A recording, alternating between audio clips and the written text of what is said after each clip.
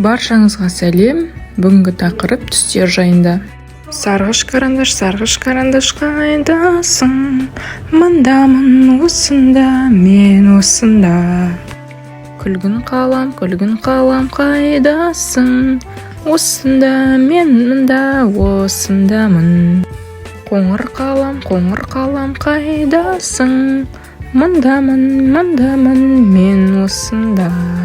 Жасыл қалам қайдасың? Мындамын, мен мындамын. Қызыл қалам қайдасың? Мындамын, мен мындамын. Қара қалам қайдасың? Мындамын, мен мындамын.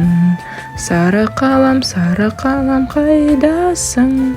Мындамын, мен осында.